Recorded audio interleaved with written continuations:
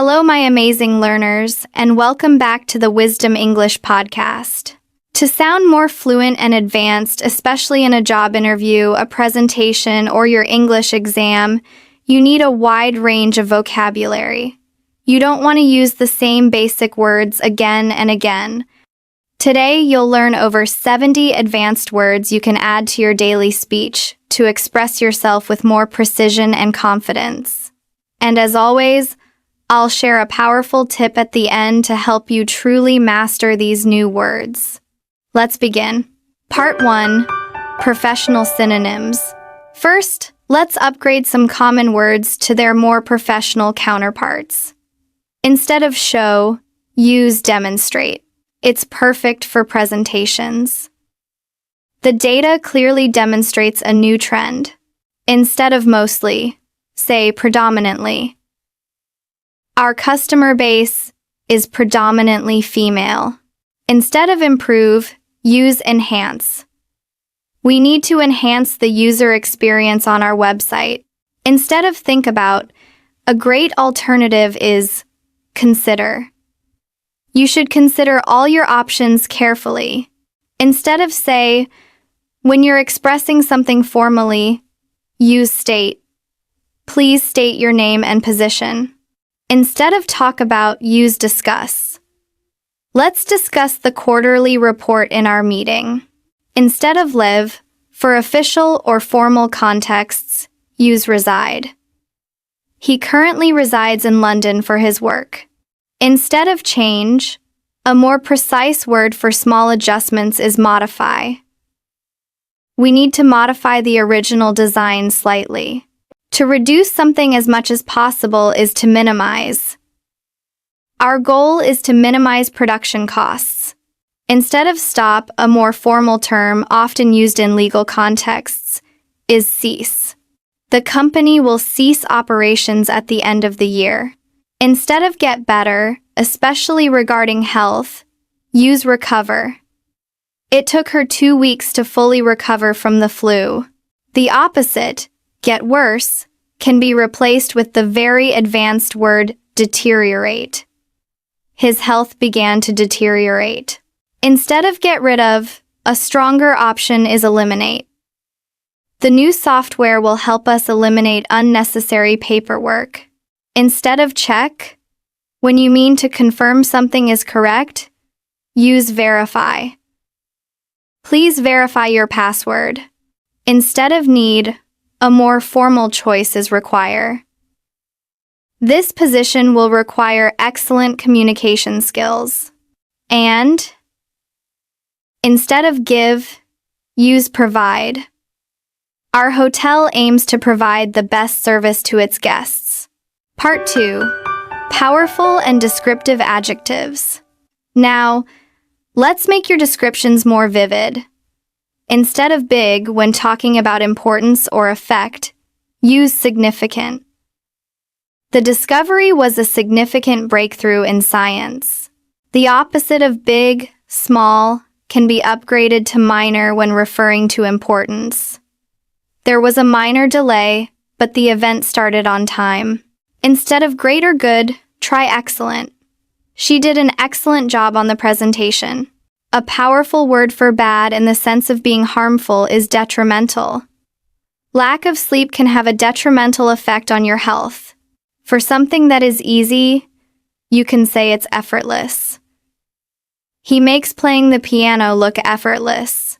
Instead of hard, a more positive way to describe a difficult but rewarding task is challenging. Climbing the mountain was a challenging but amazing experience.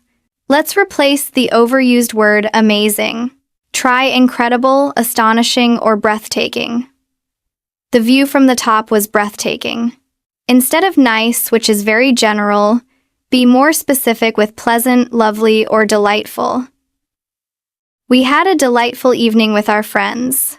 Instead of just happy, use joyful for a feeling of deep happiness, or elated and ecstatic for extreme happiness.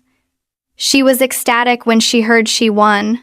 Instead of smart, use intelligent, brilliant, or the very advanced astute, which means clever and having good judgment. That was an astute observation. Instead of interesting, which can be vague, use fascinating, intriguing, or captivating. It was a fascinating documentary about ocean life. For beautiful, try gorgeous, stunning, or exquisite for something beautifully made and delicate. The bride's dress was absolutely exquisite. When something is important, you can say it's crucial, vital, or essential. It is vital that we finish this project on time. Instead of funny, use hilarious for something very funny, or witty for someone who is funny in a clever way. Her jokes are always so witty.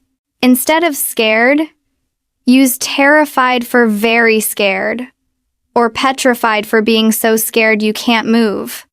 I'm petrified of spiders. For brave, try bold or courageous.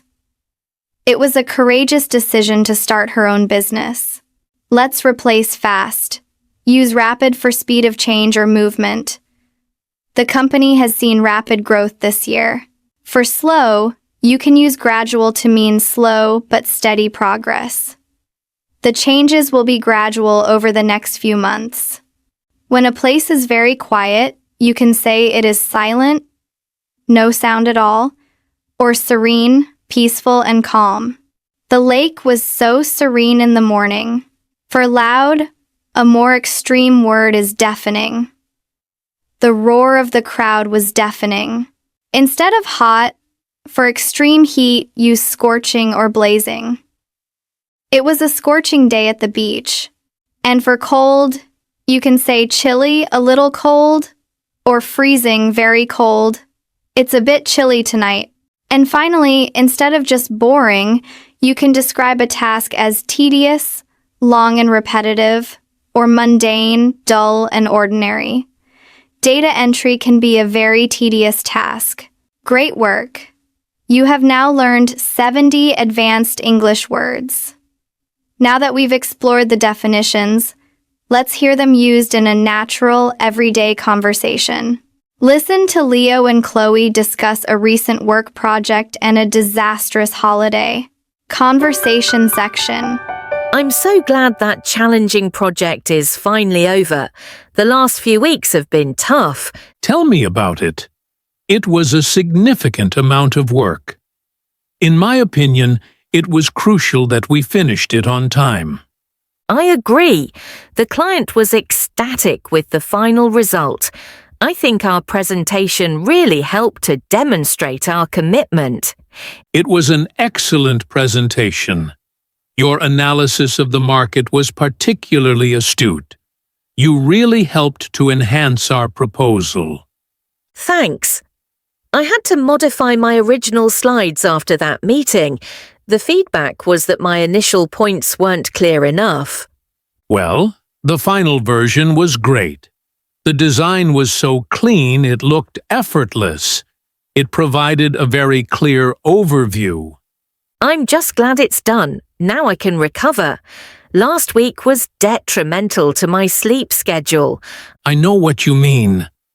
I've been feeling so tired. My daily routine has become so mundane. We need a vacation.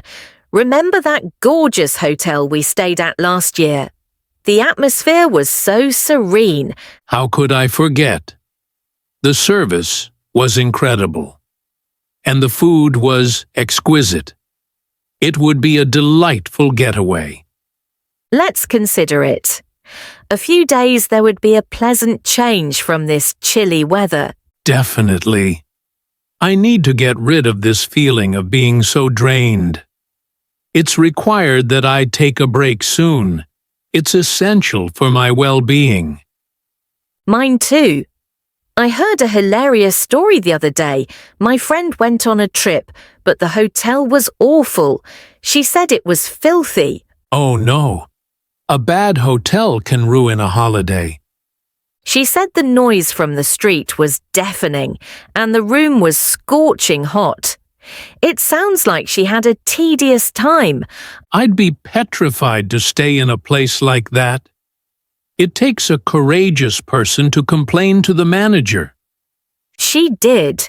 She made the bold decision to demand a refund. She said the manager's attitude was childish, and he stated that no refunds were possible. What a nightmare! At least she has a witty story to tell now. True. Anyway, I should get going. I have a lot to do. The changes in our department will be gradual, but I think they will be predominantly positive. Okay. I'll verify my schedule and let you know about that trip. Let's discuss it later. Sounds good. I'm so eager to have something to look forward to. What a great conversation. You just listened to a conversation practicing how to use these advanced words, showing how they can elevate your speech from good to brilliant. Hearing them in context is the best way to understand their power. And this brings us to the secret I promised you. Context and active use.